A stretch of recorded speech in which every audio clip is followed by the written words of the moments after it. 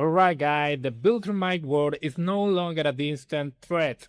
It's a living nightmare that closing in by the second. While we had glimpses of the clash between the collision of planet and the Viltrumite Empire, make no mistake, we're only in the calm before the storm. The real tension isn't just of the battlefield, but in the shadow of Nolan past. Well, he's desperately clawing for redemption with his family, but can a few good deeds ever truly wash away the blood of a global massacre? We'll find out in this video with the redemption of Nolan and of course the Viltrumite War in episode 5 and 6 of Invincible. Alright guys, a little appointment about the supernatural episode about Inferno and of course the hell of Invincible. Was a subplot in the middle of a galactic war. Felt like a massive distraction. Invincible has a habit of planting seeds that take years to grow, but introducing an entirely new dimension now feels like a feeling when we're hungry for blood of the Viltrumite War. And of course we had these subplots about the new presentation about the devil, even Satan himself is in this episode was super crazy. And I know that it feels strange because it's a new concept, but what is the real difference between this filler episode with the Inferno and all that, and the Level Street episode with Titan and the dragon and stuff? It's the same stuff. It's subplot, a little subplot that at the end, I think grow up the story and the whole franchise. So I know that was something strange because it's in this point of the story. Why introduce something new? That is the real question. Because we had another concept, actually a new concept about the mummy. We ever don't know when they development that story. Maybe season 5, 6 or 7, we don't know that. So I know that it's only the concept. Why introduce something new in season 5? That is the real problem. And that is why I only say about a little disappointment about this episode, because didn't need a huge analysis for all the episodes. But because the important here is the emotional core of this arc is the reunion between Nolan and Debbie.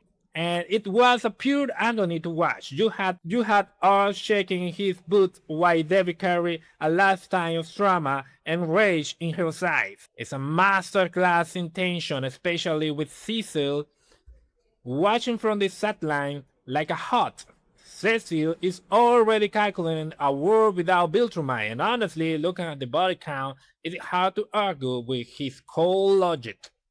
But here my biggest problem.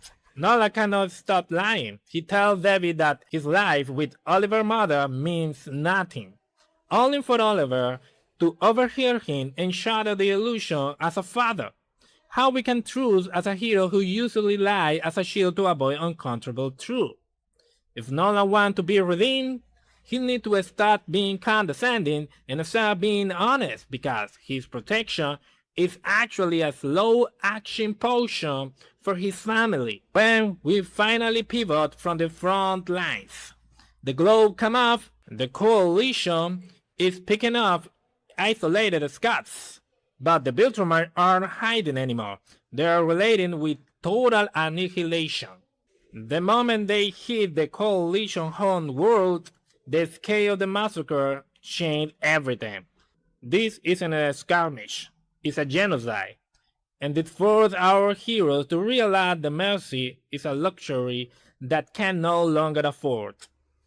And of course, guys, we need to talk about Mark and Conquest, because the highlight of the entire season has to be the brutal bone-crushing shutdown between these two characters.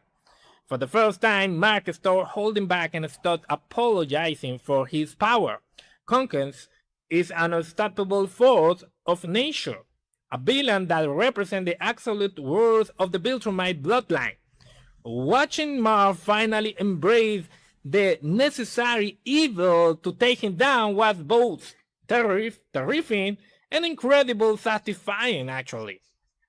So guys, I'm giving this run of episode of 9 out of 10 because the character grows, especially with Mark love of innocent when try to do the necessary to survive, and all that he handled it perfectly. Even the slower moment between Nolan and Oliver, that for me was super necessary to create this connection between father and son, and actually is showing us that Oliver is becoming more than nothing actually day by day, and he doesn't feel a connection to Earth. And I think Oliver can join to the coalition with his father. That will be something interesting. Do you think so? So we will see what happens. The question remains: can Mars survive the war without losing his soul, or is he destined to become exactly like his father? Draw a comment and tell me: do you actually believe Nolan has changed? Are you just waiting for the other show to drop? Subscribe for more. I'll see you in the wreckage of the next episode. I'm Wetex, and bye bye.